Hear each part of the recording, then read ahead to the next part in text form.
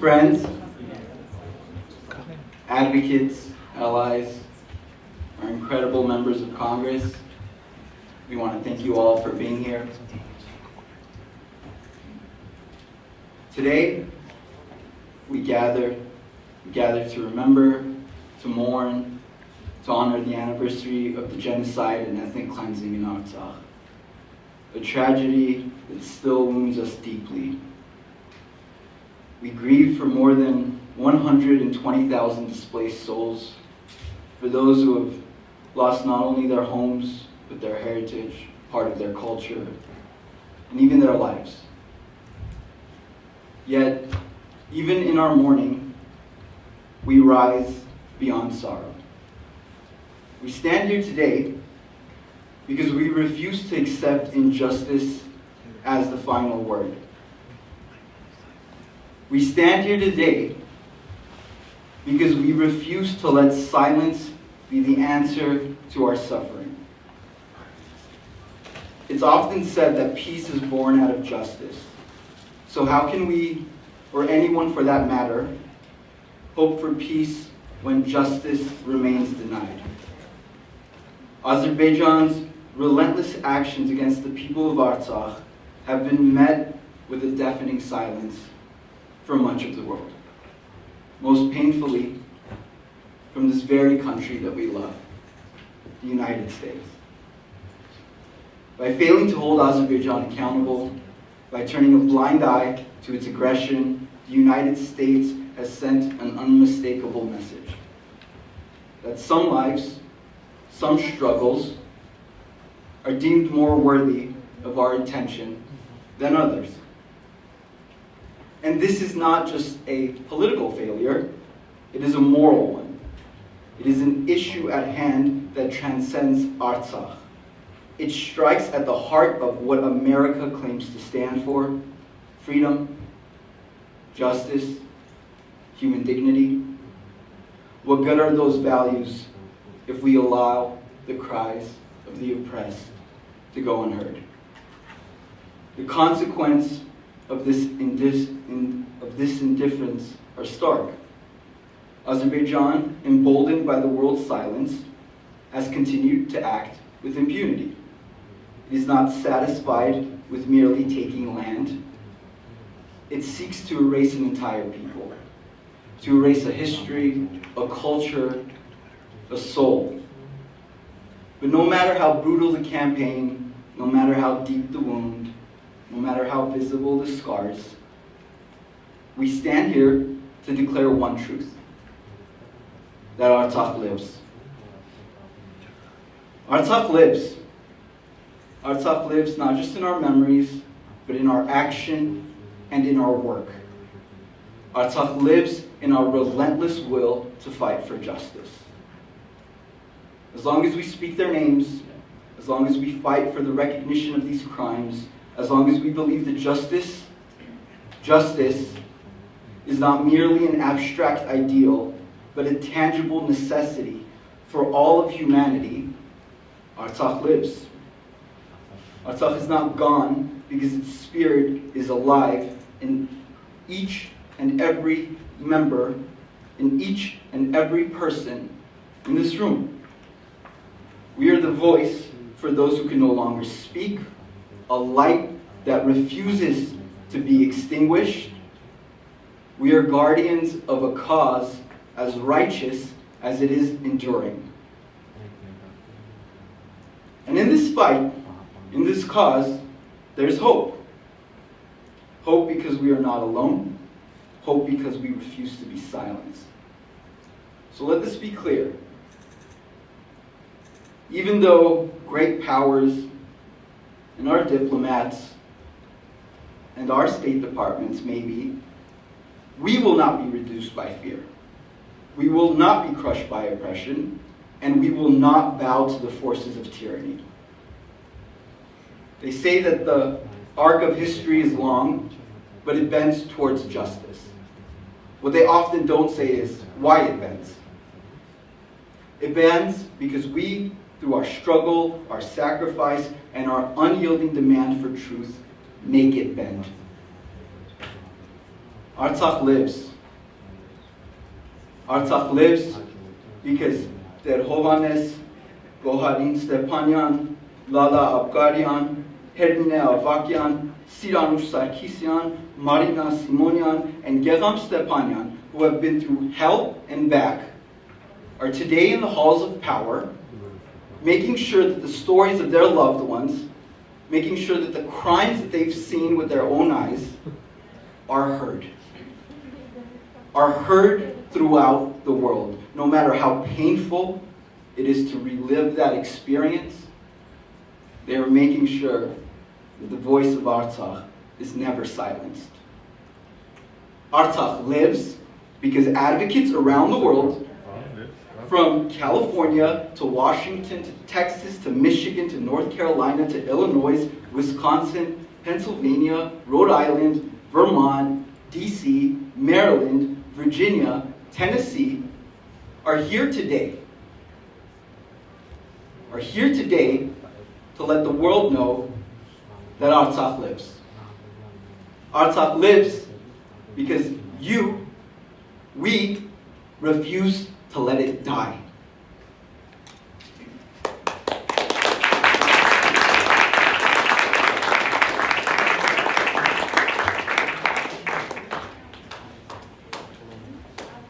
Artsakh also lives because we have incredible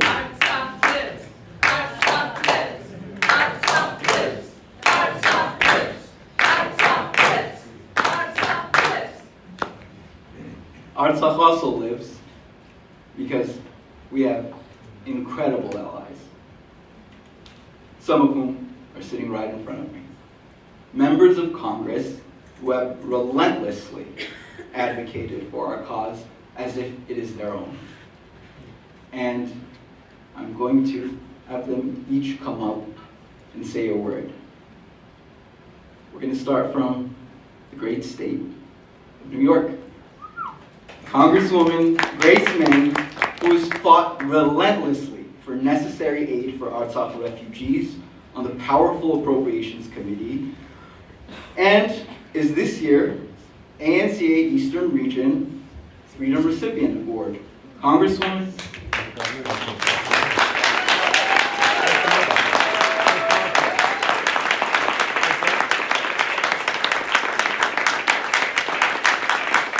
Thank you for the kind introduction. It's amazing that so many people from all across the country are here, and I was able to meet the curator with my colleagues of this amazing and very touching exhibit. Thank you all for being here. I know it's not easy, but very important that you are here to bring the messages and the stories of many who cannot speak for themselves. I'm Congresswoman Grace Meng from Queens, New York. Thank you to the, is that a cheer for Queens? It's usually for Brooklyn, so I'll take what I can. Thank you to the Armenian National Committee of America for bringing us together tonight. The Armenian people are no stranger to challenges. From the Armenian genocide 100 years ago to the ethnic cleansing of Artsakh just 1 year ago, your resilience has spanned centuries. I know that many of you in this room have family members and loved ones affected by this crisis. I also understand that we have people here who experienced last year's tragic events firsthand. As a member of our bipartisan Armenia caucus here in Congress, I'm here to say that we stand with you. We see what the Armenian people have faced. We see the challenges, and we're committed to working with you to address them head on. That means educating more people about the Armenian genocide. We must be vigilant against hatred, especially when it leads to violence. It means acknowledging Azerbaijan's ethnic cleansing of Artsakh and the intentional destruction of Armenian cultural, historical, and heritage sites. And importantly, it means making sure that Armenians who were forcibly displaced are compensated for their property without forfeiting their right to return to the place that they've called home for thousands of years.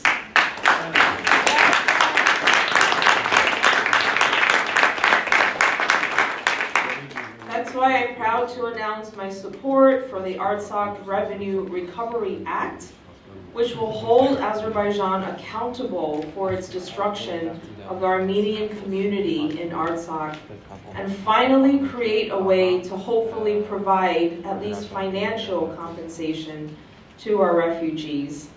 Thank you all for being here tonight. I stand with you against Azerbaijan's aggression, and I and my colleagues are committed to working with you to make sure that the lessons of our past are not forgotten. Thank you for being here.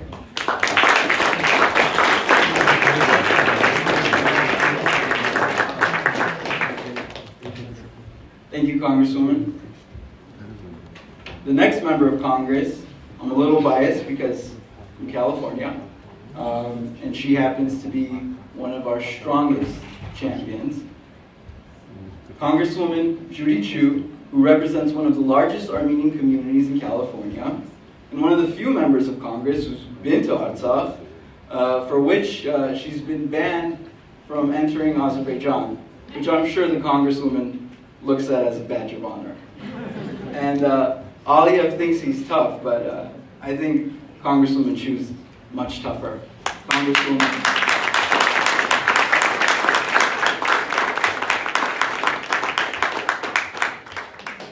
Hello.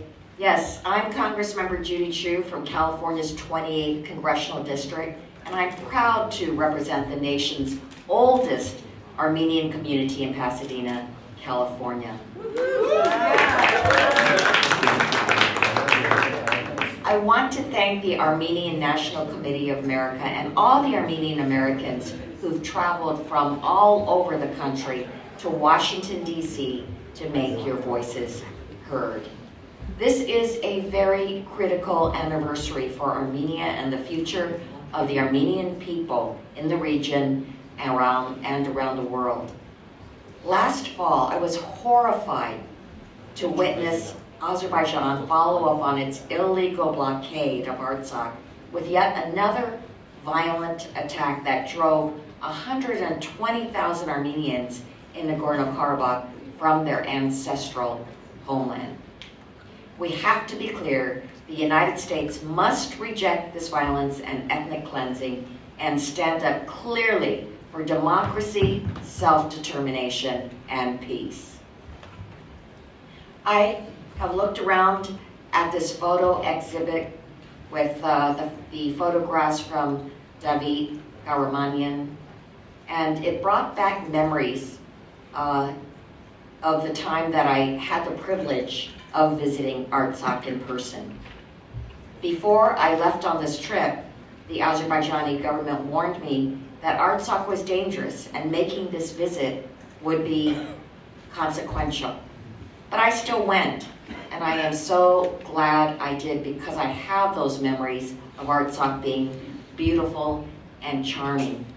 And I could clearly see this was an Armenian community and that it was full of Armenians that were thriving and proud. But sure enough, when I returned, Azerbaijan banned me from ever coming to their country.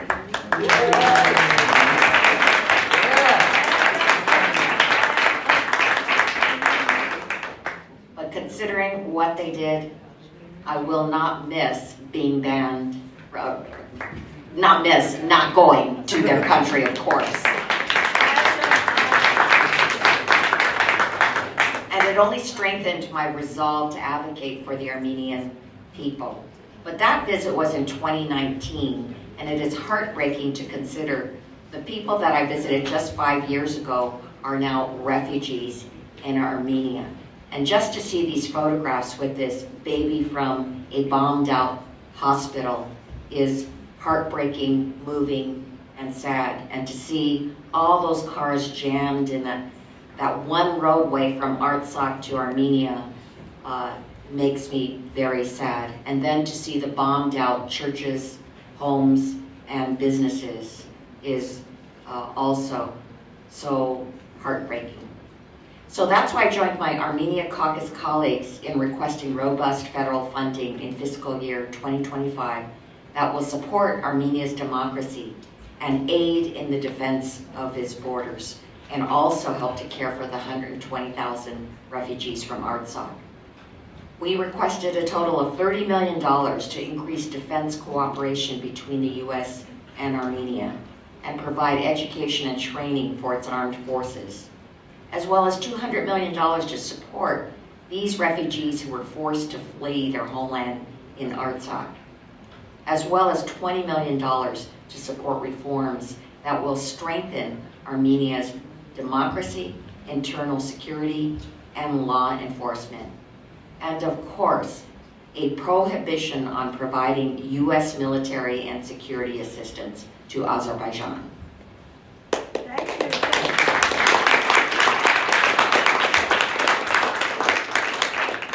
I will continue to work in Congress to stand up for Armenia's security and democracy and against Azerbaijan's unacceptable aggression.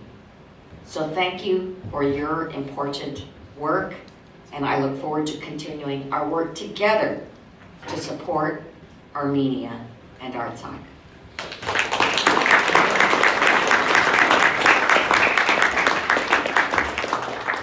Thank you, Congresswoman. Our next member of Congress is one of the newest members of Congress, but that hasn't stopped him from being one of the strongest voices and advocates for the Armenian people, including being a co-sponsor of House Resolution 7288, which calls to enforce a ban on military aid to Azerbaijan. Congressman from the great state of Rhode Island, Congressman Gary Bano.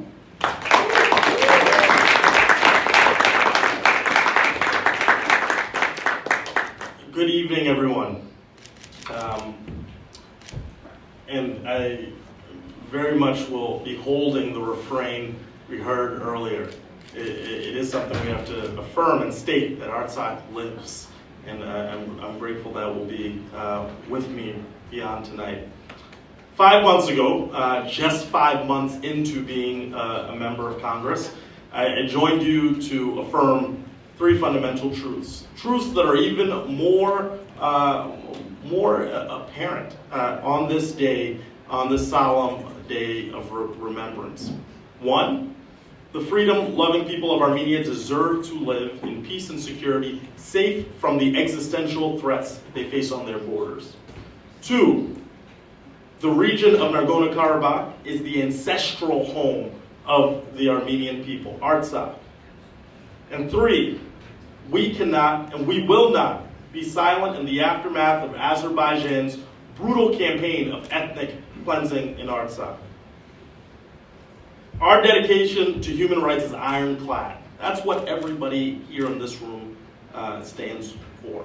And tonight, we denounce the destabilizing threat that President Aliyev poses to the region. We stand in solidarity with the journalists who have been threatened, the citizens who have been silenced, and we acknowledge the men, women, and children who have been forced to flee the only homes they've ever known. Know that I am your ally as we advocate for the Armenian people. I'm grateful to be a member of the House Foreign Affairs Committee and the Congressional Caucus on Armenia. I support efforts to strengthen the bilateral ties between our two nations. Most importantly, I support this vibrant organization, the ANC, that moves mountains in Congress as the representative of a proud Armenian American population in Rhode Island. And I see a lot of Rhode Islanders in here, so I just want to shout them out. Go Rhode Island. I'm told the biggest delegation here today. Smallest state, biggest delegation. And many of you know that the very first piece of legislation that I had the privilege of co-leading with another great member of Congress who you'll hear from soon, ranking member Frank Pallone, was the Bipartisan Armenian Protection Act. And this legislation sends a clear message that the United States will not stand by as Armenia faces unprovoked attacks from its neighbor. But we know that this alone is not enough. We have legislation, we have calls to action, but to live up to our commitments as defenders of human rights and promoters of democracy, we have to hold Azerbaijan accountable for its actions in Artsakh. We have the capacity to do this even more through another piece of legislation from our colleague Adam Schiff through the Artsakh Revenue Recovery Act. And so I'm proud to co-sponsor this bill as well because Armenian refugees deserve to be made whole, and the government of Azerbaijan is responsible for their suffering. So, in conclusion, as we continue our work, you have my word that I will remain a steadfast defender of Armenia, a partner of yours, working hand in glove as we advocate for peace. So thank you for the honor of getting to work with you on this important issue, and we will keep going until we have the justice that is deserved. Thank you.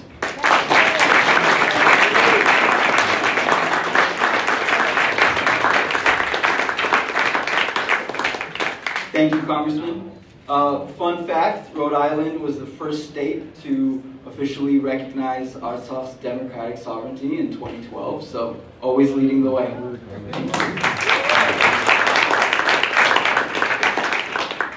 Our next member of Congress doesn't need an introduction, but I'm going to introduce her anyway. She is a testament to representation. She is a voice of Armenian Americans.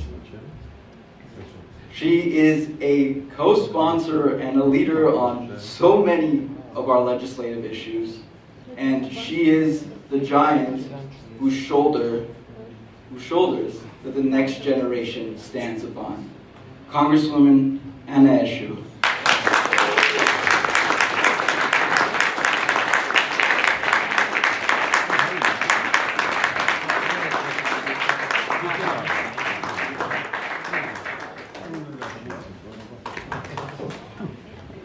Oh boy. Good evening, everyone. Good evening. So good to see you. Were you in the hearing room yesterday? Yes, he was. Yeah, I thought I was going to call you out, but when I looked, you were gone. It was gone. It's wonderful to be with you, and thank you. This is,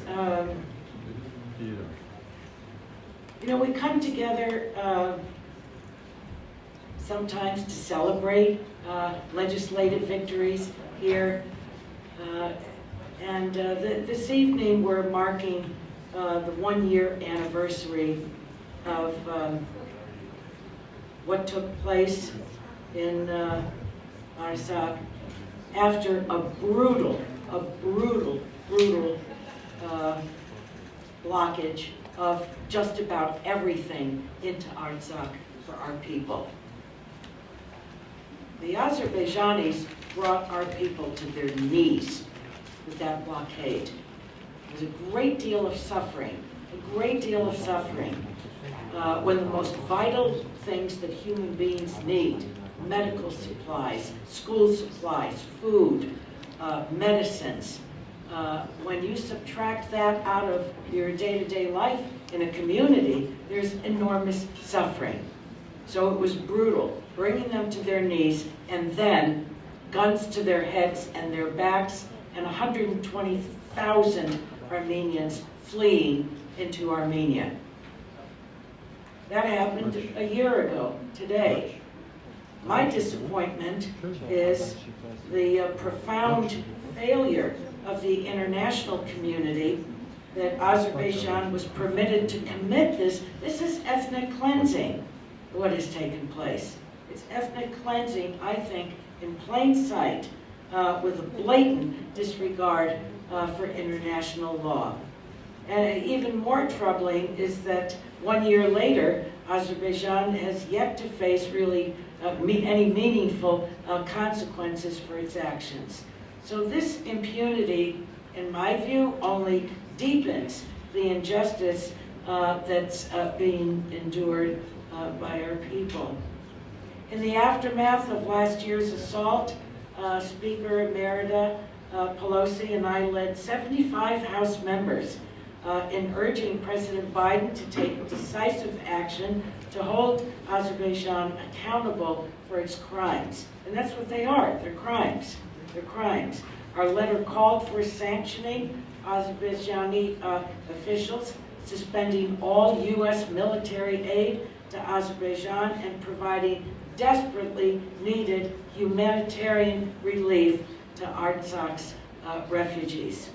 To date, USAID has provided approximately $18 million. That does not match the need. That does not match the need. That's an emergency aid. And as I just said, I think it's an insufficient amount given the scale of the crisis. We continue, and you heard this from my colleagues, to press the administration to increase aid for the benefit of this displaced population. And, you know, Armenia is, has many challenges. So to absorb 120,000 people is a real challenge for them. It's a significant challenge for them.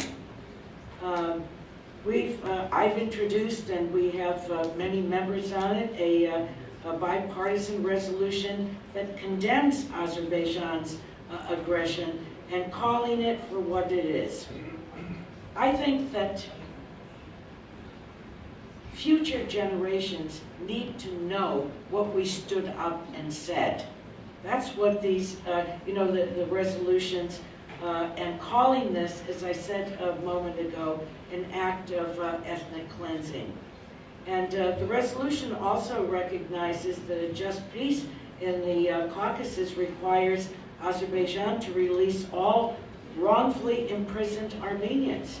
And because of the Armenian National Committee, we brought they brought this information right to my office. And much of it was new information that we were not aware of. So if you're wondering what the Armenian National Committee and its members that come to meet with us, what they're doing on a daily, weekly, monthly basis, this was extraordinarily important information that was brought to members of Congress. And I thank you for it. We also included in the resolution the right of return. The right of return is an essential part of this for the refugees, and of course the preservation of Armenian, the cultural heritage of Artsakh. Now, being with you this evening, this is a somber evening. It's a somber evening. It is, because with all that's taken place over the years with Azerbaijan, it has not been a pretty picture at all. But the blockade that was visited upon them, and then what they did a year ago today, it was really, in my view, the last straw. So what we do with this is very important. We haven't gotten to where we need to be. And what these resolutions that so many on a bipartisan basis have called for. I'm not going to be here next year, but all these members are going to be. No, don't say that. No, I'm with you. I'm with you. I would stay.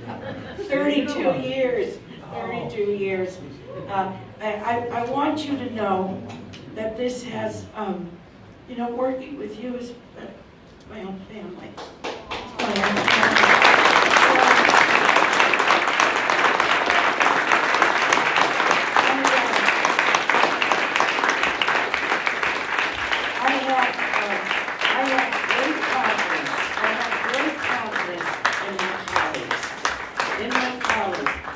Members of Congress that have a conscience,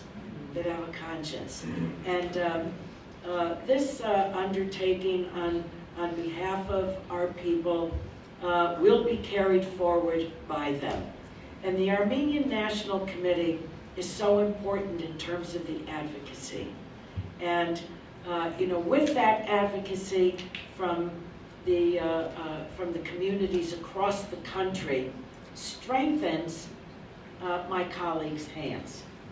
And so I think at moments like this, our hearts sink and we think, oh my God, what are we going to do? We're not, you know, we take one step forward, one step sideways, another step forward, and then it's 2 steps back because of what takes place.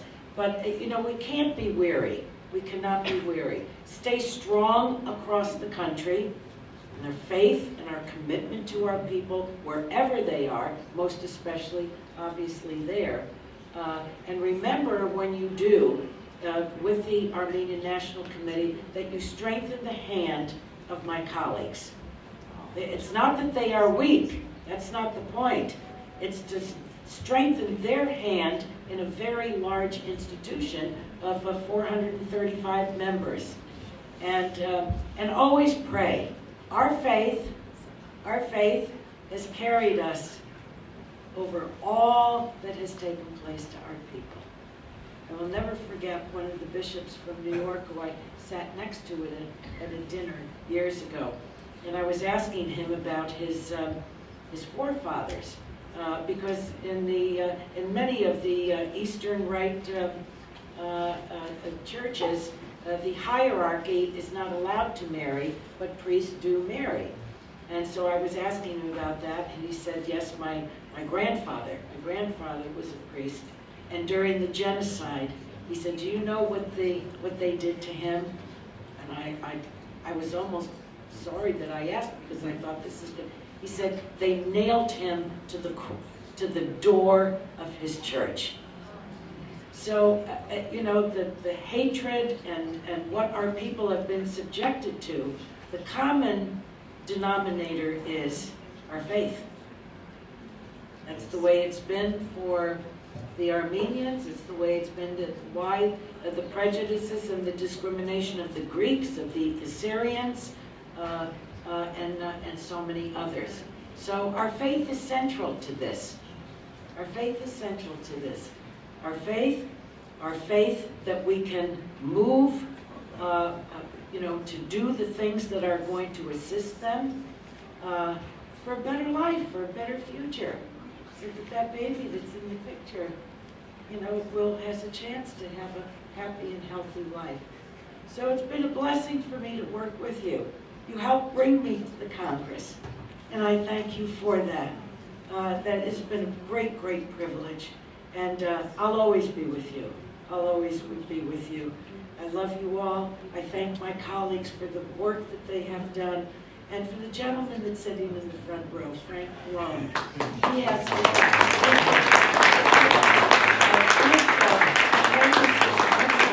Frank is responsible for forming the caucus.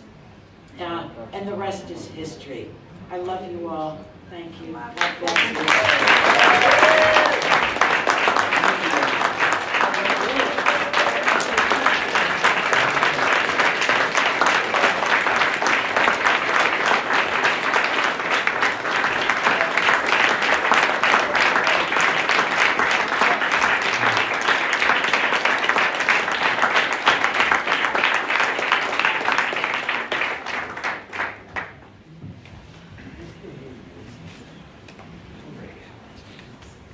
Thank you, Congresswoman, for everything. So, our next speaker, I know I spoke about Congresswoman Judy Chu having visited Artsakh. He's someone that's been there 20 times. He is founding co-chair of the Armenian caucus in Congress, has been an advocate, steadfast for our cause. But all of those credentials are not what I think of when I think about Congressman Frank Pallone. What I think about is when we were in Artsakh, we would have calls on a regular basis with congressional staffers. And there was one person who, you look great, but did not look like a staffer to me. And I had to look in closer, and I was like, is that the congressman? Congressman Frank Pallone would get on these calls himself. He would not delegate it to anybody else. And he would do so because he genuinely, to his core, cares about our people, our cause, and the future of the Armenian nation. Congressman.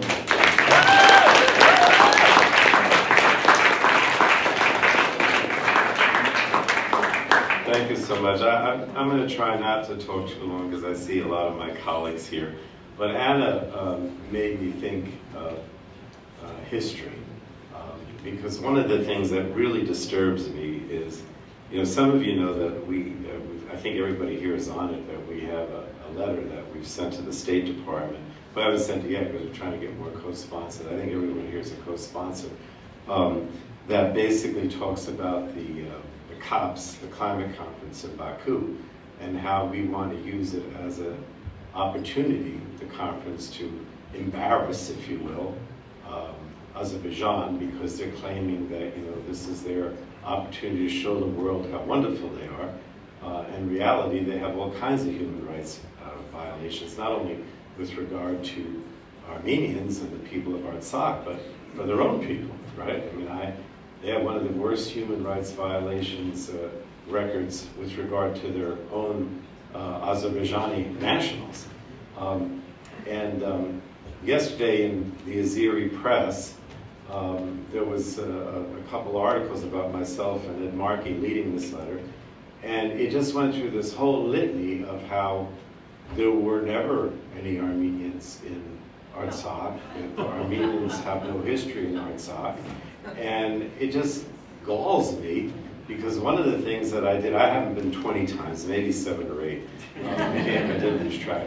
But galls me is that we know that the Armenian presence in Artsakh is several thousand years old, right? And one of the things I always do when I go is that I want to make sure I go to some of the monasteries to see the history. Dadivan, right, which is what, 900s, 10th century. Gandhazar, which is, 13th century, and the list goes on, right? So anyone, in addition to that, that under the Soviet Constitution, and I know you're going to say this guy's talking about Soviet Constitution, who cares? But under the Soviet Constitution, which is which goes down to the various republics, the republics are supposed to guarantee the autonomy, at a minimum, of the oblasts that are within them, right? And so, whether it's the Russian Federation with what was the war in Chechen, or it's Artsakh surrounded by the Republic of Azerbaijan, or whatever it is, right? There's supposed to be a guarantee for those oblasts within the republic. So whether or not you think, I've obviously always felt that Artsakh should be joined with Armenia, and I'll still take that position. But even if you go by the idea that the republics, have these oblasts or ethnic autonomous regions within, they're supposed to guarantee, and they're denying that it even exists today, right? Today. So it just galls me. But in any case, I will say this: history is long, and obviously, I feel very strongly that there's a right of return. I don't even want to talk about paying compensation, because there should be a right of return. You should be able to go back, right? And I may not see it. I may not see it, and maybe it's 10, 20, 100 years or whatever, but we're going back, right, is the bottom line. We're going back. And we have to make that clear under both international law as well as various conventions, Geneva Convention, whatever. Now, I don't want to keep talking, but I just want to say a few things. We're going to try to use this opportunity at the COPS Convention to say that we want the prisoners of war returned. We want the leaders of Artsakh that are in prison released. And all the other things that my other colleagues mentioned are certainly true about the fact that not only do we need more money for the people who are in Armenia and who need help, but we also want to make sure that we don't provide any more security assistance, military aid to the Aliyev regime, because they are a dictatorship that are hell-bent on using the military to achieve their goals. And one of those goals, in my opinion, is Armenia itself, right? I mean, we lost Yachevin, we lost Artsakh. They're clearly Aliyev's goal is to take the southern part of Armenia and have a link between the Turkish territory and Azerbaijan. And we have to stand up. I mean, Judy, I think, said it very well. She said, look, what happened, we all warned the State Department that this was going to happen a year ago, right?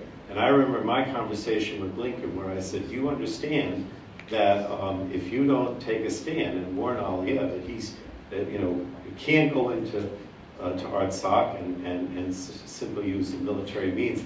And he said to me, oh, don't worry. This is like a day or two before the invasion. He said, oh, don't worry. We've already made arrangements, and we've got an agreement now that we're going to reopen the Lachin corridor. We're going to reopen the access, through Azerbaijan. And literally, I don't know if it was 24 or 40 hours later, they invaded. So, I don't know if it's naivete. I don't know what to call it. I don't know what to call it. The bottom line is the Armenian caucus is determined to make everyone at the State Department and administration understand that no more weapons, no more help to Azerbaijan that can be used militarily, no sanctions that we'd like to see against the Aliyev regime and the oligarchs, right? And help for Armenia, whether it be military, humanitarian aid, whatever.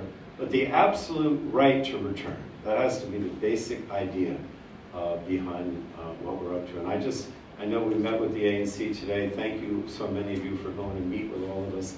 You have to keep it up. You have to keep this alive. And you have to make people understand that the future of not only Artsakh, but also of Armenia is at stake. And we have to be strong. So thank you so much.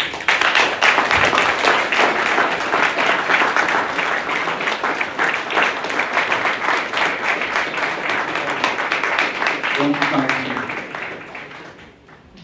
Our next member of Congress comes from one of the oldest Armenian American communities in the United States. And I've been on the East Coast for a short period of time, but I don't know if I'm pronouncing this right still. I get corrected every time. Worcester? There we go. He's a ranking member of the House Rules Committee, co-chair of the Tom Lantos Human Rights Commission, and an outspoken advocate for Artsakh and Armenia. Congressman Jim McGovern.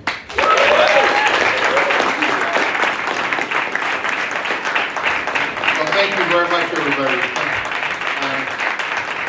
And it's hard to follow some of the speakers that you've just heard from, including the great leader Frank Pallone and Anna Eshoo and so many others. But I want to thank all of you and everyone here this evening for once again demonstrating the strong bipartisan support Armenian Americans have in Congress.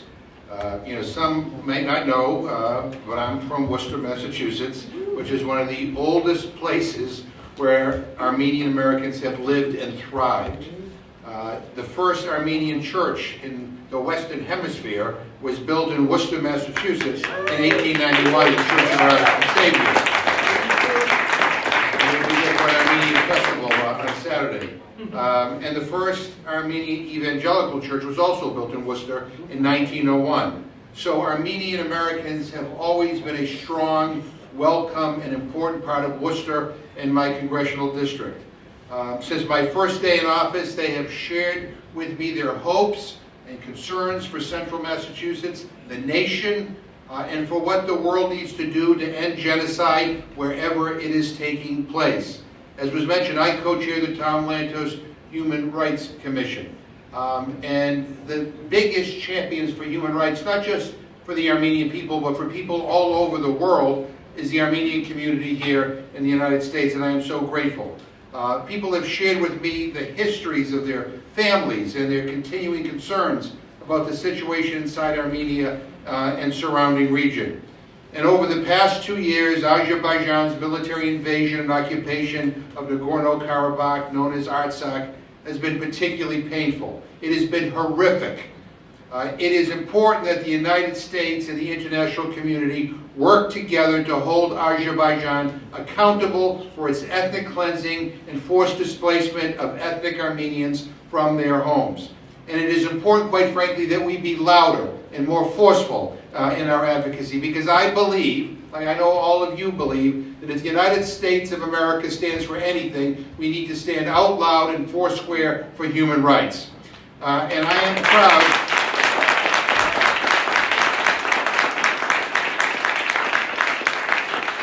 Proud to be an original co-sponsor of many bills to hold Azerbaijan accountable, including the Artsakh Revenue Recovery Act, which will be championed by our colleague from California, Congressman Schiff. But more importantly, I believe each of us needs to be talking about what has happened to ethnic Armenians who were forcibly displaced from their homes. We need to demand that they be compensated for the loss of their livelihoods, homes, businesses, finances. Nothing can truly compensate or make up for losing one's home, losing a way of life. But Azerbaijani assets should be seized and used for the purposes of compensating these Armenians. And we also need to be pressing our leaders to guarantee a just and equitable peace in the region that upholds the sovereignty and dignity of Armenia and guarantees its security from further Azeri aggression.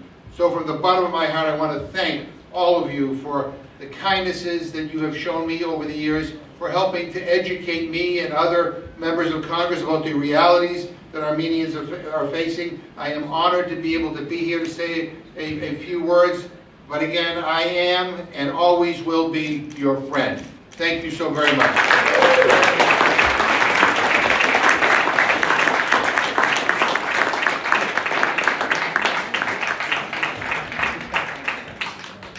Thank you, Congressman.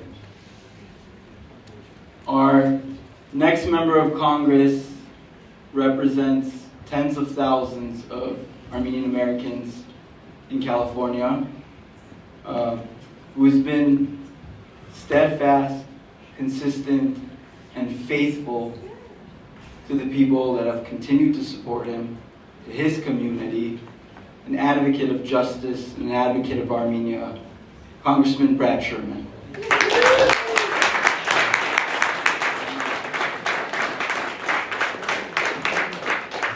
Hello, I'm Brad Sherman from California's best named city, Sherman Oaks. It is a pleasure to be with my fellow Californian, Tom McClintock.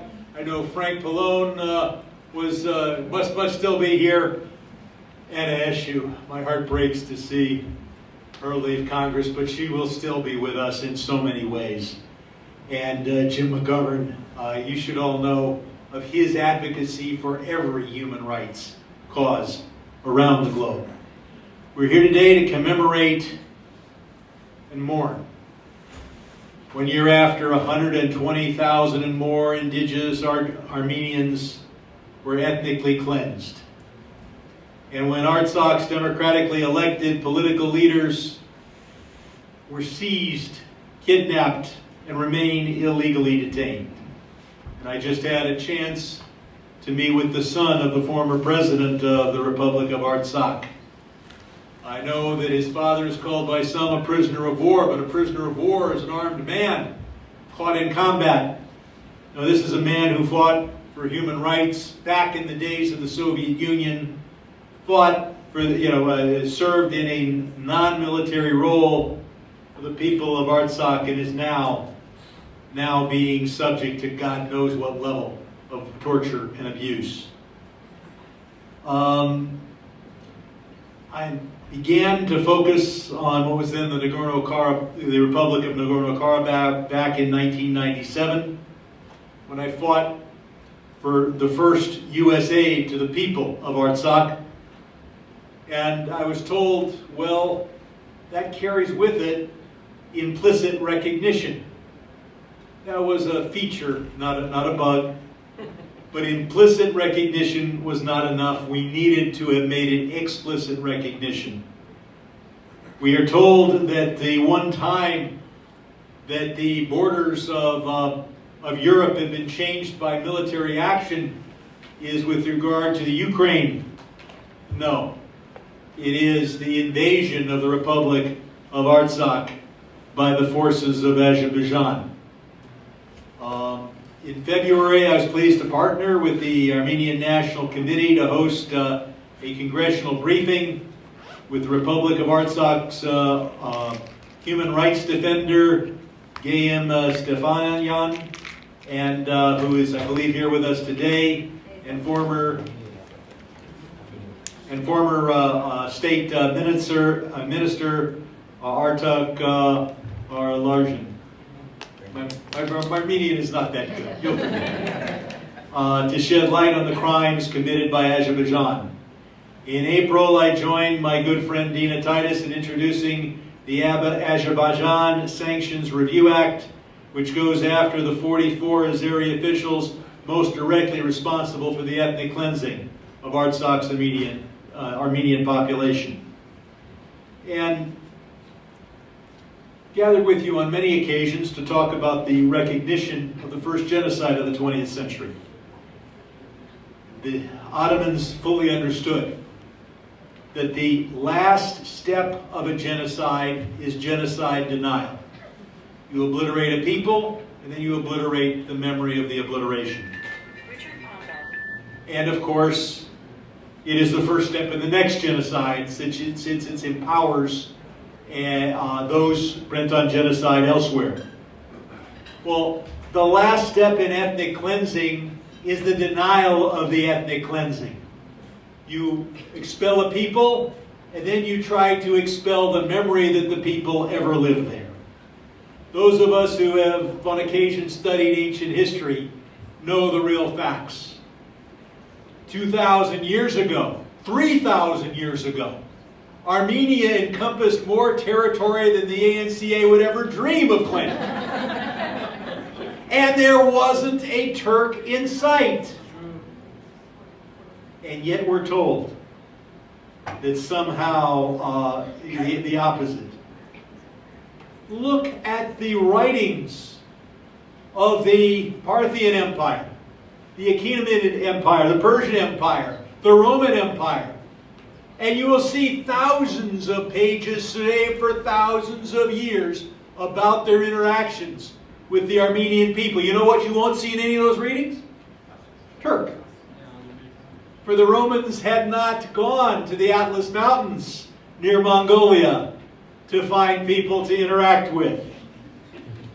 Now, one issue I think is very personal, because just yesterday I met with Garharini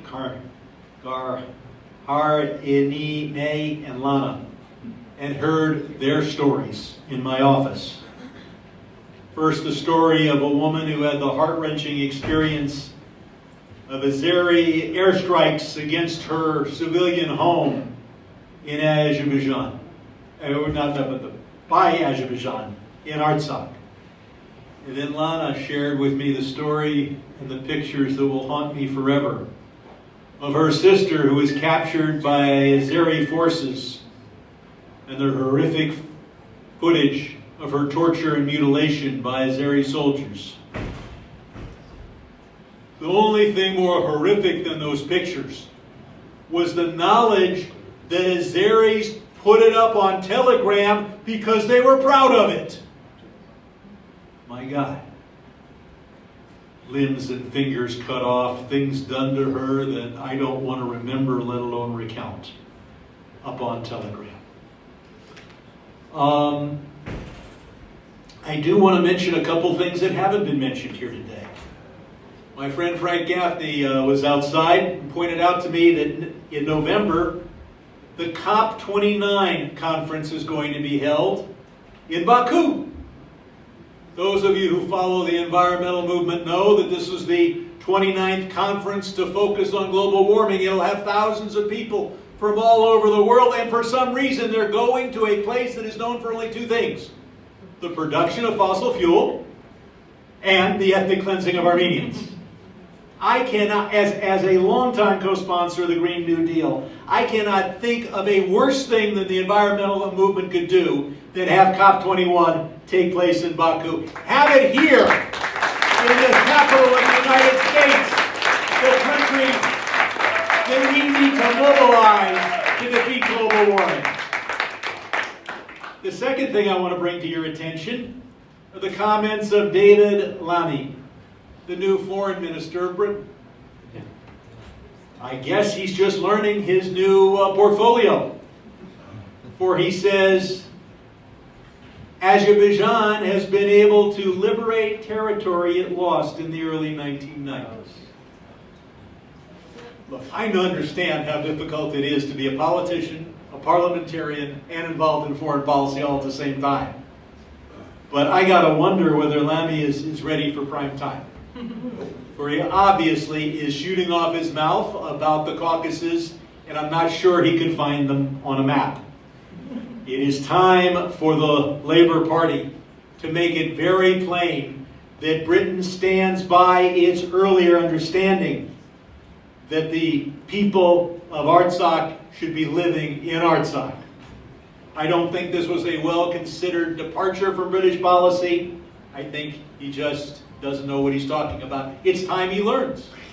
Maybe if he met with the leaders of the Armenian National Committee and with leaders in Britain of the Armenian community, he will be in a position to know. I, of course, have joined with Adam Schiff on his bill. We need the Artsakh Revenue Recovery Act, both to seize the assets of Azerbaijan and to finance our efforts in Armenia. Now, Armenia faces this 120,000 plus refugees.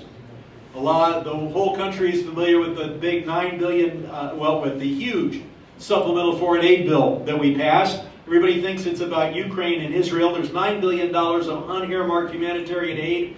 I got Blinken to go on the record in a public hearing saying some of that will be spent in Armenia. Now we have to explain how much of it needs to be spent in Armenia. Aliyev well understands that the last refuge of a scoundrel and a dictator, and he at least knows he's a scoundrel and a dictator, is intense fundamentalist nationalism. With that and his oil revenues, he now wants to conquer Armenia. And it's time for America to make it plain that isn't going to happen. Now, I've been involved in foreign policy for a long time, a lot longer than David Lammy. And I learned something, because I fought to have U.S. military aid go to Ukraine before the first invasion of Ukraine. And what Ukraine has learned is you don't expect the American army to show up in Europe. But if you've got the weapons to defend yourself, you can defend yourself. It is time to act now on a massive campaign to arm and train the Armenian military, not so it will win a war, but so that it will prevent a war. And if we don't do that now, we will see not peace but war in the Caucasus, because Aliyev's appetite has been whetted. He has ethnically cleansed 120,000 Armenians. He's looking to, as another speaker said, quote, finish the job. So we need civilian aid for Armenia. We need to seize Azeri property in the United States. We need to recognize the true history. We need to commiserate with the victims of these terrible crimes. We need to publicize these crimes. We have to tell the environmental movement they've got to know where they're going. And perhaps most important of all, we need to make sure that Armenia is strong enough that Ալիեւ goes somewhere, it does something else. Probably won't be any good, but for him to think that he can use his oil revenues and the weapons he acquires to wage war again would be a huge mistake for the world. I thank you for listening to me for so long. I'm Brad Trevor.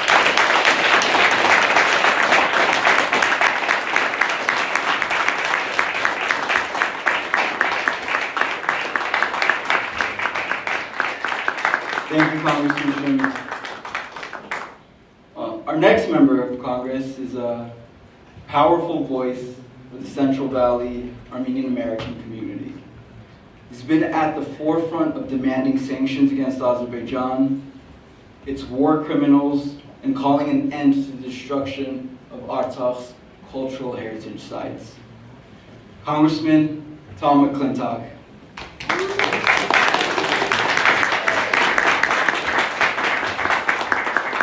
Thank you for having me here today. Brad Sherman doesn't leave a lot of territory left to cover, and I'm very pleased to endorse the sentiments that he's expressed to you today. It's an honor to be here to mark this sad anniversary. You know, when I think the history of our era is written, one of the more disturbing events will be the subjugation of Artsakh, all but unnoticed by the civilized nations of the world. And while the Russian invasion of Ukraine, the Hamas invasion of Israel occupied the attention of world leaders, Artsakh quietly succumbed to strangulation by forces directed and controlled by Azerbaijan. We were aware of what was happening, but preoccupied by all of those other conflicts. The Azerbaijani government knew that and exploited it, and the result was that the life of this democratic republic was snuffed out, and the ethnic Armenians who had built it and maintained it were forced to flee for their lives. All but unnoticed in our time, I believe this tragedy we look back upon as a warning that the civilized nations of the world cannot ignore injustice and conquest and genocide without encouraging more of it and ultimately bringing it upon themselves. I think all of us in the United States government, all of us in Congress, will look back with regret that we focused our attention elsewhere as this tragedy unfolded. This is not the first time such a thing has happened. In the 1930s, the world powers abandoned Poland, distracted and seduced by the realpolitik of its time. Churchill spoke of this in 1939. With these words, he said, "Poland has been again overrun by two of the great powers which held her in bondage for 150 years, but were unable to quench the spirit of the Polish nation.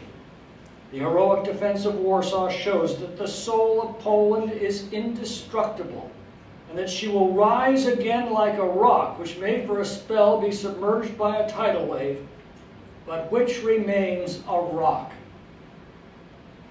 I pray and I believe that will be true of the Republic of Artsakh, and that as events unfold, justice will someday be visited upon this region, both to succor the victims and to punish the guilty.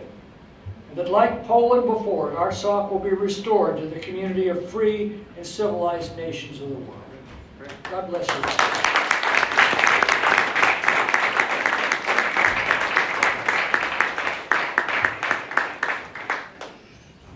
Thank you, Congressman. We're going to go up north now, and we're going to talk about our incredible Congresswoman from Michigan, who is a Congresswoman of conviction, who understands persecution, who has stood with our community, stood with our cause for as long as she's been in Congress. Incredible Congresswoman Rashida Tlaib.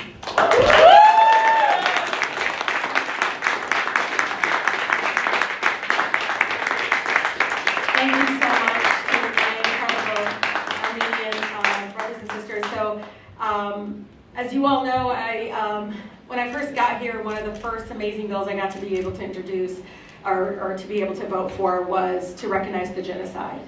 And I was debating whether or not to share this story, but I think it's important. You know, for me, for years, especially I come from Michigan, where, I mean, we have St. John and Southfield. I have, you know, St. Sarkis and Dearborn, very connected, all of us together. And many of the Armenian people were forced displacement and became refugees in Lebanon, and I hear connections in Palestine. I just heard somebody tell me his father grew up in Haifa. So there's always been this amazing connection between the Armenian people and the Palestinian people. So after that vote, of course, you know, I think there was a shock because the Michigan folks knew me, but I think folks around the country, especially my California Armenians, were like, whoa, who's that? Because no one had called me to vote yes or no. I just knew I'm going to vote yes in recognition. And I've never told Frank Pallone this story.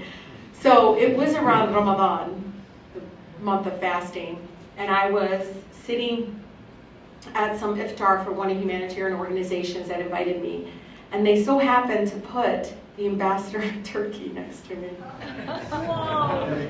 I never told Georgie this story either, but they put him next to me. And you know, I didn't think anything of it. Nothing, you know, I'm just, you know, we're about to break fast together. And, you know, he said, I just want you to know, like, you know, we always stand with the Palestinian people. And I said, well, thank you, that's wonderful. He goes, but I don't understand. Why, you know, why you voted? It's no genocide. And I said, well, it's because I'm Palestinian. I know ethnic cleansing. I know genocide. I mean, I know it may be controversial to some of my colleagues, but that's how I answered. He was a little shocked. I didn't end up breaking fast. I left after that from there. But you know, I've done a lot on various issues, of course, advocacy around a lot of various issues.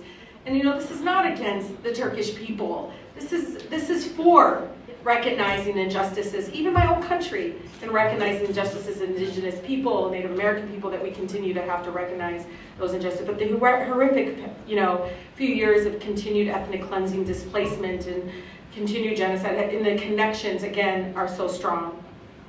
I want you all to know, no matter who it is, I will be always consistent and fighting against ethnic cleansing, again, no matter where it happens.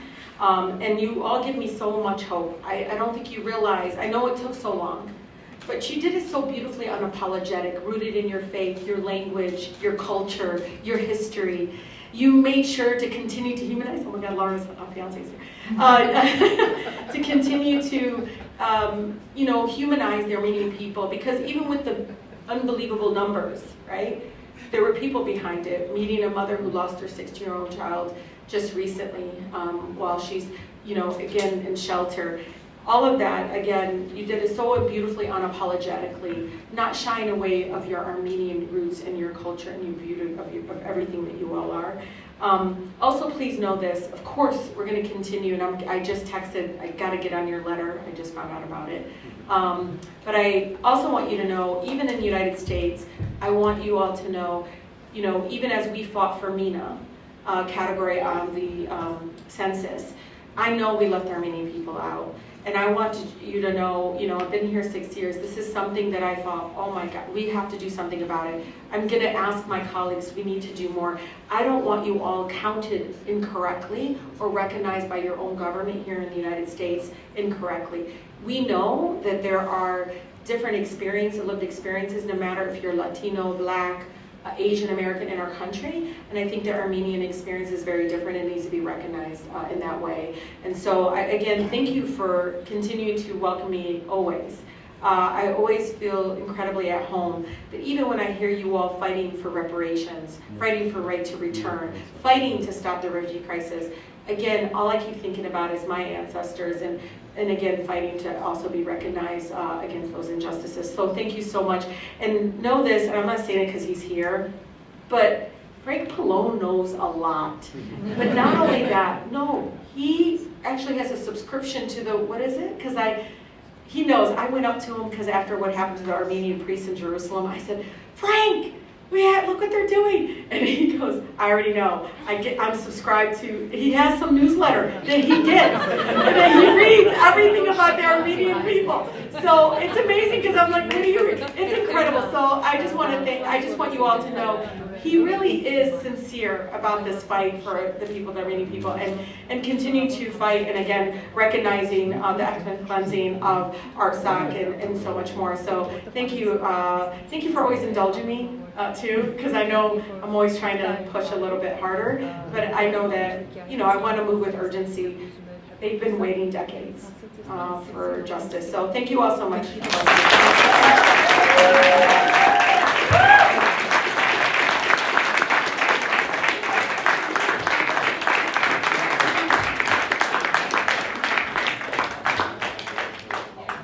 Thank you, Congresswoman.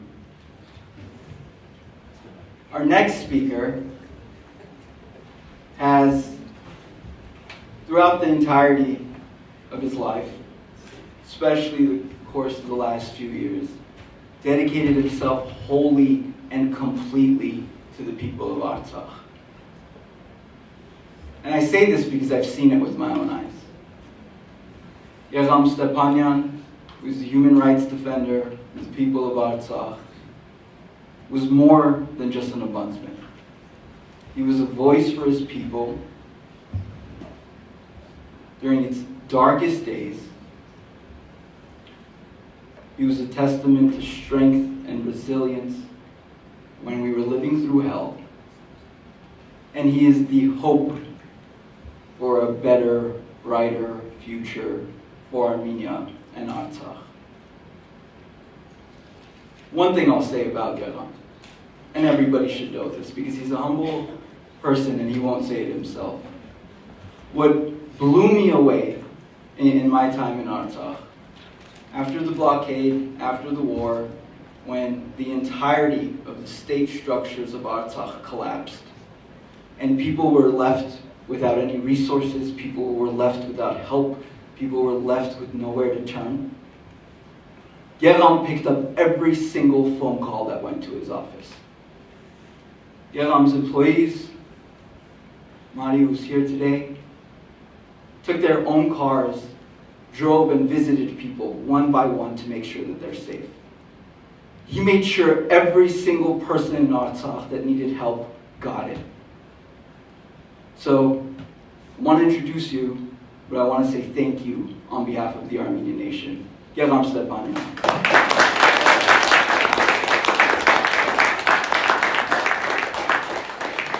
Thank you very much. Thank you very much for having us here today. And yeah, it is very difficult for us to speak today because on this very day, a year ago, Azerbaijan attacked peaceful population of Artsakh, and this was the culmination of the genocidal policy of Azerbaijan against the people of Artsakh. And for 24 hours, the bombings and shellings, they didn't stop.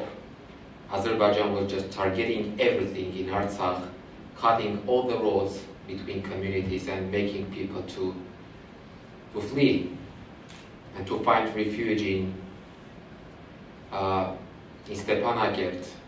I remember very well the streets of Stepanakert, overwhelmed with displaced people, sleeping outside, sleeping in the streets without clothing and without proper food. I was just looking at these photos and thinking that these are not just photos for us.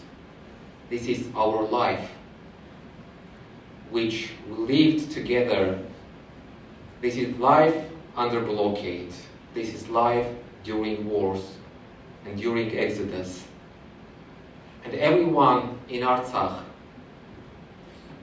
including me, David, Siranush, Marina, Gev, we try to do our best to inform the international community what is going on in Artsakh, with very little hope that with the intervention of international community we can save Artsakh. Because we really believe that the international community once promised Armenian people never again. And we believed that promise.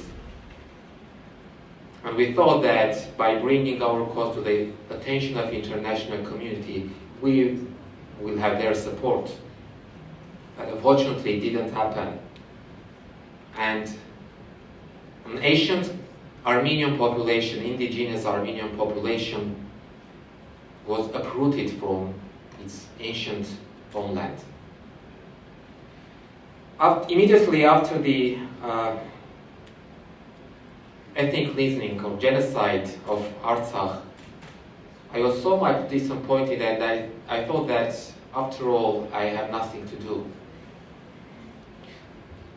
Under this trauma, I was very frustrated, but then I realized that I do not have right to give up. I do not have right to give up my fight for the immediate release of our POWs and hostages. We do not have right to give up our fight for the preservation of Armenian cultural and religious heritage in Artsakh. We do not have right to give up our right to return. This is the most important thing for me, and I think that for every Artsakhi living in Armenia and worldwide. Everyone, when I just walk around Yerevan, every Artsakhi is asking when we are going back. And I think that I do not have right to leave these people alone. I must continue my fight for the return of Artsakh people to our homeland.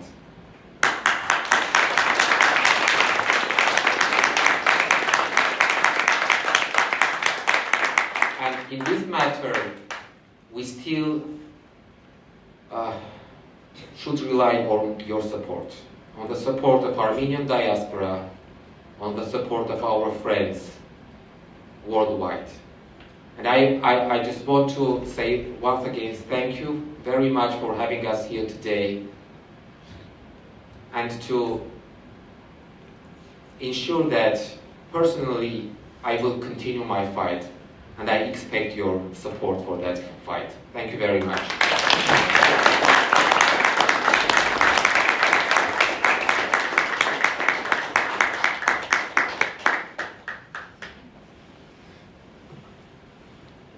Thank you, Geram. When Geram says that apathy is a luxury that Armenians have never been afforded, he's right. He's right. And it's on us to keep the faith. And there's nobody better that I can ask to close off today's powerful remarks than a man who represents the strength and faith of the Armenian people.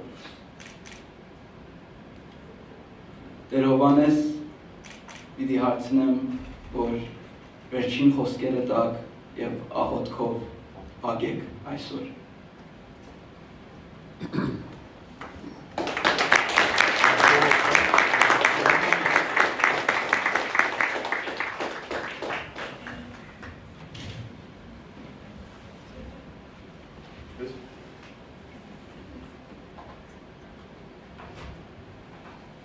Սիրելի ներկաներ, հարգելի կոնգրեսական,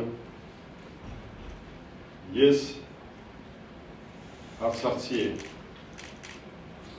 և 33 տարի ծառայել եմ հայ առաքելական եկեղեցու Արցախի թեմում։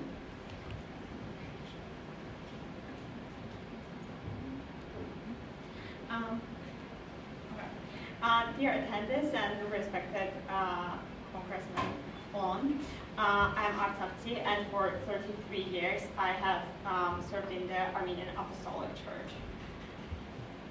Այսօր մենք խոսում ենք երկու երկրի մասին, որը շատ մեզ համար տարօրինակ է։ Today we're speaking about two countries that is very strange to us. Խոսում ենք Արցախ աշխարհի մասին, որը մի փոքրիկ դրախտավայր է մեր համար։ We're talking about Artsakh, which is a small heaven for us. որը ուներ 150,000 բնակչություն, which had a population of 150,000 Armenians, եւ 1311 վանք եւ եկեղեցի։ and 1,311 monasteries and churches. Եվ Ադրբեջանի մասին են խոսում, որը ընդամենը 100 տարվա պատմություն ունի։ And we're talking about Azerbaijan that only has a history of 100 years. Եվ քանի որ պատմական եւ մշակութային արժեքներ ունի Ադրբեջանը, And because Azerbaijan does not have any historic or cultural values, Աստվածաշնչյան օրենքներին դեմ է գնում։ it goes against the rules of the Bible. Ինչպես գիտենք, Աստվածաշնչի մեջ կա 10 պատվիրան, 10-րդ պատվիրանն ասում է. Արևանի ունեցվածքը մի ցանկացի։ As we know, there are 10 orders in the Bible, and the 10th order in the Bible says that you should not want the property of your neighbor. This is approximate, I'm not going to read this translation. Բայց իրենք այդ պատվիրանը չգիտեն եւ միշտ ցանկացել են հարևանի ունեցվածքը։ But they do not know this order, and they have always wanted what belongs to us. Եվ այսօր Ադրբեջանը ոչնչացնում է մեր պատմական եւ մշակութային եւ հոգեվոր արժեքները։ And today, Azerbaijan is destructing our historic, cultural values and monuments. Եվ քանի որ աշխարհը լուր հետևում է դրան, իրենք իրենց ծև գործը ուզում են վերջնակետին հասցնել։ And because the world is following that, they want to finish what they have started. Ես ուզում եմ մի փոքրիկ պատմություն պատմել 1915 թվականի ցեղասպանությունից։ I want to tell a little story from the 1915 genocide. Ցեղասպանության ժամանակ մի խումբ հայորդիներ քահանայի հետ միասին գերի են ընկնում թուրքերի ձեռը։ During the genocide, there was a group of Armenians who were held in captivity together with a priest. Եվ քահանային ստիպում են դավանափոխ, կրոնափոխ լինել եւ իր ժողովրդին կրոնափոխ անել։ And they were forcing the priest to change his religion and change the religion of his people. Բայց քահանան հորդորում է եւ սկսում աղոթել ու խաչակնկվել իր հայ քրիստոնյաների հետ միասին։ But the priest rejects this and starts praying and crossing together with his crowd. Թուրք զինվորը գալիս եւ կտրում է քահանայի աջ ձեռքը։ The Turkish soldier comes and cuts the priest's hand off. Քահանան սկսում է խաչակնկել ձախ ձեռքով եւ ձախ ձեռքն էլ են կտրում։ And he starts crossing with his left hand, and they cut his left hand off too. Քահանան սկսում է լեզվով խաչակնկել, լեզուն հանում է ու սկսում լեզվով խաչակնկել։ He starts crossing with his tongue, and Եվ թուրքը քահանայի լեզուն կտրում է։ they cut his tongue off too. Քահանան սկսում է աչքերով ցույց տալ խաչակնկվել։ And the priest starts making the sign with his eyes. Եվ թուրքը քահանայի աչքերը հանում է։ And he takes his eyes off too. Քահանան գլխով է խաչակնկվում, բայց թուրքը քահանայի գլուխը կտրում է։ He starts making the cross with his head, and the Turk beheads him. Եվ այդ պատիժը չունեցան թուրքերը, քանի որ ցեղասպանություն կատարեցին։ The Turks were not punished because they committed genocide. Եվ 1992 թվականին թուրքերը ռմբակոծեցին Գանձասարի վանքը, որտեղ գտնվում էի ես որպես վանահայր։ In 1992, the Turks bombed the monastery of Ganzasar, where I was serving as a priest. Եվ ես փրկվեցի այդտեղ 2020 թվականին, երբ որ գտնվում էի դադիվանքում, թուրքերը ուզում էին ինձ գերի տանել կամ վերջում սպանել։ I survived in Ganzasar, and in 2020, when I was a priest in Dadivang, they wanted to take me in captive and. Եվ դա իրենց չհաջողվեց, իսկ 2023 թվականի սեպտեմբերի 19-ին, երբ որ պատերազմը սկսվեց, ես գտնվում էի իմ սեփական տան մեջ։ They did not succeed in that, and in 2023, when the war started, I was in my own house. Ես դուրս եկա բակ հեռախոսով, որ կապում եմ տղաների հետ, տեսնեմ, որտեղից են հարձակվել ազերիները։ I got outside to get in contact with men and see where the Azeris have attacked. Թուրք ազերիները նշմարում են իմ տեղը եւ երբ որ մտնում եմ տուն, մի քանի վայրկյան հետո հրթիռը իմ հետևից մտնում է իմ տուն։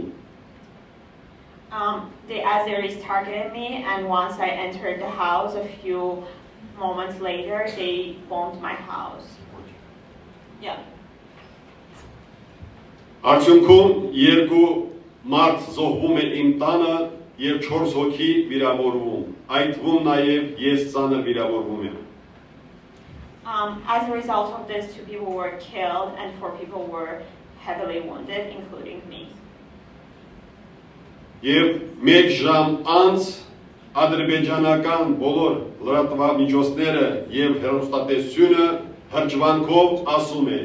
Եվս մեկ հոգեվորական քրիստոնյա terrorist ոչնչացրինք։ After an hour, the entire Azeri media was announcing in excitement that they have killed yet another religious Christian priest. Terrorist. Եթե 1915 թվականի ցեղասպանությունը ամբողջ աշխարհը ճանաչեր, այսօր հերթական ցեղասպանություն չէր լինի նաև Արցախում։ If the entire world would have recognized the 1915 Armenian genocide, today there would have not been another one happening. Եվ եթե այսօր Արցախի ցեղասպանությունը չճանաչենք, հերթական ցեղասպանություն կլինի աշխարհի մյուս երկրներում։ And if we do not recognize the Artsakh genocide today, there are going to be more to follow.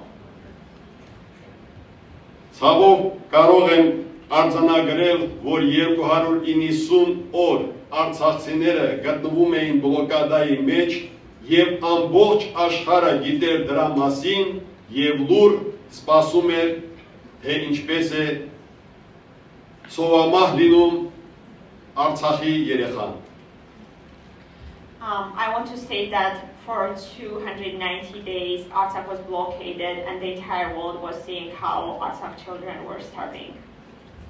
Եկեք իրերը իրենց անունով կոչենք։ Let's call things by their names.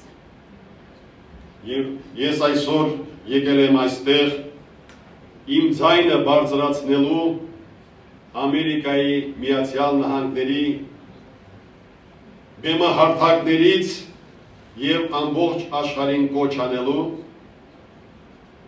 որ բռնեն Ադրբեջանի արյունոտ ձեռքը, որ այլևս ցեղասպանություն չլինի։ Today I'm here to raise my voice from the stages of the United States to the entire world so that they make sure that they stop the bloody hand of Azerbaijan. Այսօր մենք չգիտենք, թե ինչպես են վերաբերվում մեր եկեղեցիների, մեր վանքերի եւ մեր երեզմաների հետ։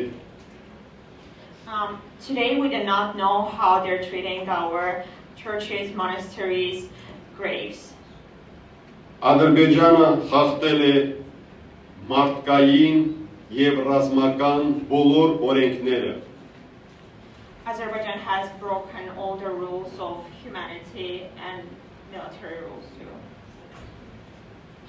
Զոհվածների խոշտանգումը, նույնիսկ զոհված զինվորի վրա եթե դաջված է եղել խաչեր, ապա այն դանակով կտրել հեռացրել են։ They've been torturing the dead soldiers, and sometimes even when there were crosses as like tattoos on their bodies, they also cut the tattoos off their bodies.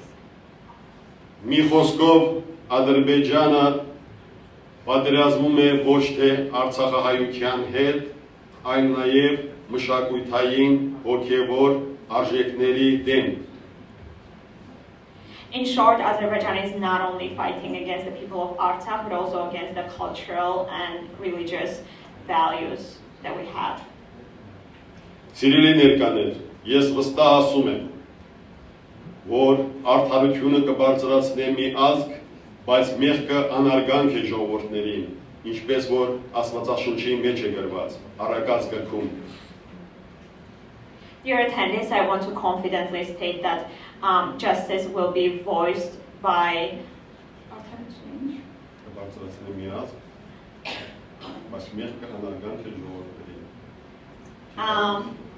yes, I'm having a hard time. I want to say that justice will be stated by individuals, but like sins are not respected by people, something along those lines. I'm just not good at this religion line. Առակաց գրքի 17-րդ գլխի 34 համարն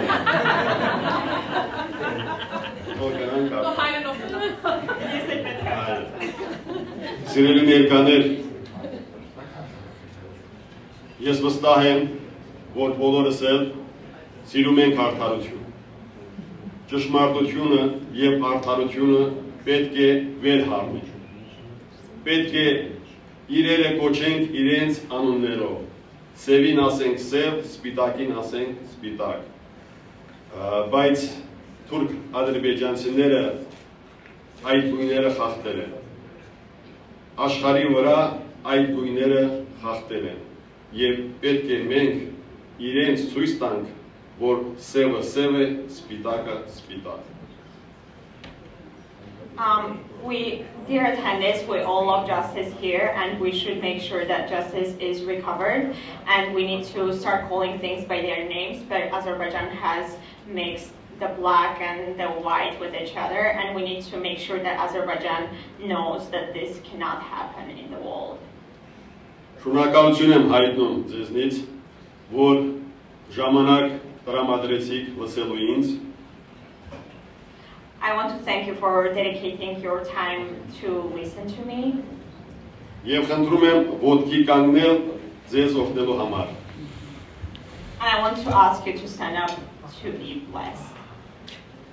Օրհնյալ Տեր մեր Հիսուս Քրիստոս ամեն, Հայր մեր, որ հերկինս ես, Սուրբ Եղիցյանուն քո, եկես արքայություն քո, եղիցին կամ քո, որպես հերկինս եւ հերգրին, ըսած մեր հանապազոր, տուր մեզ այսօր, եւ թող մեզ սպարտիս մեր, որպես եմեք թողունք մերոց պարտաբանած, եւ մի դաներս մեզ ի փորձություն, այլ փրկիած մեզ իչարե, զիքոյ արքայություն եւ զորություն եւ փառք հավիտյանս ամեն, պահպանիչ եւ հույս հավատացելոց Քրիստոս Աստված մեր, պահյա, պահպանյա եւ օրհնյա, զառաջիկացյալ ժողովուրդս, ընթովանյավ սուրբեպատվական խաչույթքոյ խաղության, հրգերևելի եւ աներևույթ թշնամույն, արժանավորյա գողությամբ փառավորելս քեզ ընթոր եւ օգույց սրբո, այժմ եմ միշտ եւ հավիտյանս հավիտենից ամեն, օրհնյալ եղերուք, իշնորհաց ու փոքույն, երթայքի խաղաղություն, եւ Տեր Հիսուս Քրիստոս եղիցին ձեզ, ընդամենես յանսը, ամեն, շնորհակալություն։